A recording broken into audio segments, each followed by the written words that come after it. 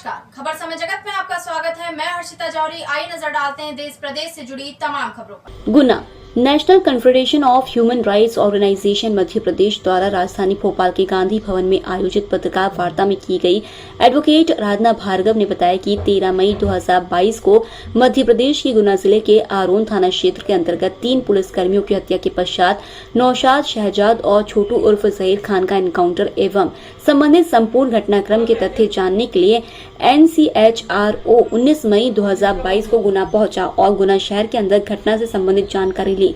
जांच दल में संगठन की प्रदेश अध्यक्ष एडवोकेट राधना मार्ग, प्रदेश महासचिव वासिद खान, वरिष्ठ सामाजिक कार्यकर्ता मिश्रा एवं संगठन के सदस्य श्रीकांत वैष्णव शामिल थे।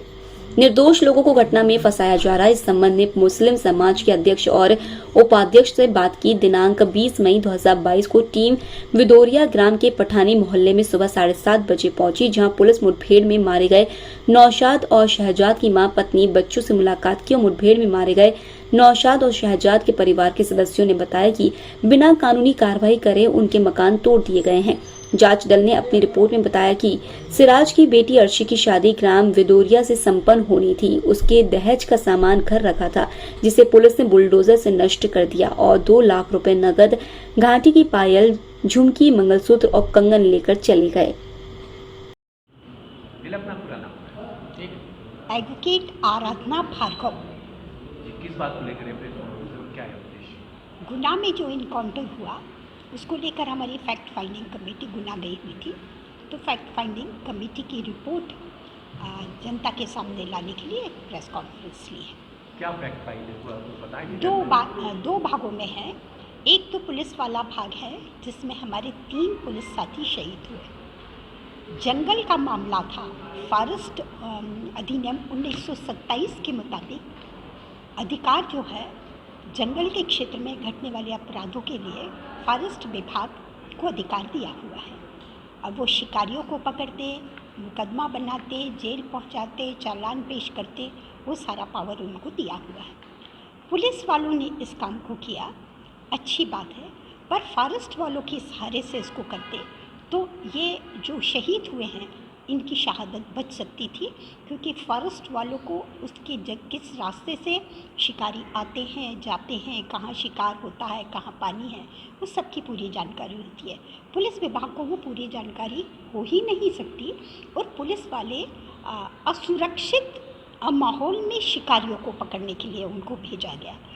तो रोजनामचा सान्हा में उनके जाने की एंट्री, फिर उनके हथियार, फिर कौन सी टीम उनके साथ थी, तो कैसे असुरक्षित उसमें भेज दिया जबकि आपको मालूम था कि शिकारी वहाँ। एक भाग तो ये हुआ कि आपने किया और वो 1 करोड़ रुपए देने से उस बच्चे को अपना पिता नहीं मिल सकता। अब वो जो भार्गव थे उनका छोटा बच्चा बहुत छोटा है जिसने अंतिम संस्कार किया। दूसरा पोर्शन जो है, इनकाउंटर में आपने मारा है, आप इनकाउंटर ना करके पूरा इन्वेस्टिगेशन करते, चालान पेश करते, न्यायालय में पूरी प्रक्रिया होती और तेज गति से न्यायालय सुनवाई करता तो सही अपराधी पकड़ में आता। तीसरा, अपराधियों की जो संपत्ति पूरी बुलडोजर चला दिए, वो अपराधी की संपत्ति थी या नहीं थी, किसकी संपत्ति थी, इसके बिना कुछ जांच किए वो अपराधियों की माँ, पत्नी, बेटे, बच्चे, सबके घर को आपने तोड़ डाला। उनके बैठने की भी व्यवस्था नहीं है इतनी तेज धूप में, पीने के पानी के मटके तक तोड़ डाले और जितना अनाज था सब बर्बाद कर दिया। तो उन लोगों का क्या दोष था? वो बेटी अर्शी जिसकी शादी थी और शादी का पूरा दहेज का सामान उसके घर में रखा हुआ था। एक बेटी की शादी में कितनी तकलीफ़ होती है बिना दहेज के शादी के।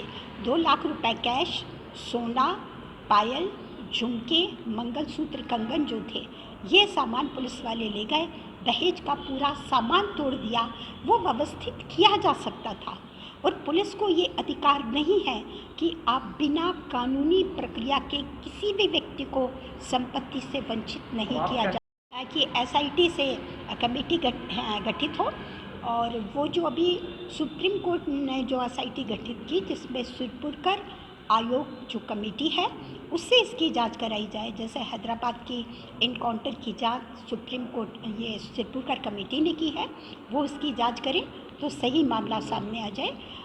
उर्शी की शादी का जो सामान टूट फूट की है उसकी भरपाई पुलिस करे, उसकी शादी भी करवाएं, और जो कैश और सामान ले गए हैं पुलिस वाले वो वापस करें। गांव में निर्दोष लोगों के मकान तोड़े हैं। एक रुखसाना करके है महिला, जिसने 6 साल से अपने मकान को बना रही थी। स्वसहायता समूह से उसने कर्ज लेकर मकान को बनाया था। उसने उस घर में कदम भी नहीं रखा और उसके घर को तोड़ के तहस नहस कर दिया। तो ऐसे लोगों को कंपनसेशन दे सरकार, उनके मकान पुनः बना के दे, और वो जो बच्चे हैं उनके शिक्षा और उनके रहने की व्यवस्था सरकार करे। अपना नाम बताइए। एडवोकेट आराधना भार्गव। जी सर, बताएं क्या हुआ? देखिए, गुना में जो घटना घटी वो बहुत ही दुर्भाग्यपूर्ण है। वहाँ पर मैं 2-3 टिप्पणी करना चाहता हूँ। एक बात तो ये है कि जो पूरी घटना हुई है उसकी अगर सुप्रीम कोर्ट जो है कोई न्यायिक आयोग गठित करके SIT से अगर जांच कराता है तो मुझे लगता है कि जैसे हैदराबाद के अंदर 2019 में जो एक दिशा के साथ रेप हुआ था, मर्डर हुआ था, और उसकी जांच के बाद में जो जस्टिस सिरपुरकर ने जो पाया कि वहाँ पर जो है वो एनकाउंटर फेक था, तो उसी तरीके का फेक एनकाउंटर निकलेगा, ये हमारी समझ है। दूसरी बात ये है कि अगर इस मध्य प्रदेश में पुलिस सुरक्षित नहीं है तो फिर हर नागरिक के मन में सुरक्षा का भाव पैदा होना बहुत ही स्वाभाविक है। हम एक मजबूत पुलिस फोर्स चाहते हैं जो लोगों के मन में सुरक्षा की भावना पैदा कर सके। वो जिस जुडिक्शन में गए थे वो वन विभाग का था, और वन विभाग जो है वो अक्षम है। ये इस बात से साबित होता है कि भोपाल में और तमाम बड़े शहरों के अंदर जो हिरण का मांस जाता है वो स्वाभाविक तौर पर शिकारियों के माध्यम से जाता है और वन विभाग के संरक्षण में जाता है। लेकिन वो कितने भी अक्षम हों, लेकिन वो जंगल के जानकार हैं, और अगर उनकी मदद ली होती तो फिर ये जो पुलिस के लोग शहीद हुए ये बिल्कुल नहीं होते। मेरा कहना ये है कि जो है शिकारी जानवरों का शिकार कर रहे हैं और पुलिस शिकारियों का शिकार कर रही है। ये जो एनकाउंटर संस्कृति है ये लोकतंत्र के खिलाफ है, ये संविधान के खिलाफ है, चाहे बुलडोजर संस्कृति हो और चाहे वो जो है एनकाउंटर संस्कृति हो। इससे मध्य प्रदेश को बचना चाहिए। उत्तर प्रदेश इसकी गिरफ्त में जा चुका है, मध्य प्रदेश को हम इस गिरफ्त से जाने से बचाना चाहते हैं। देश में अदालतें हैं, अदालतों को अपना काम करने देना चाहिए। भोपाल से खबर समय जगत के लिए संवाददाता शक्ति भारती की report. For latest news, subscribe to our channel and press the bell icon.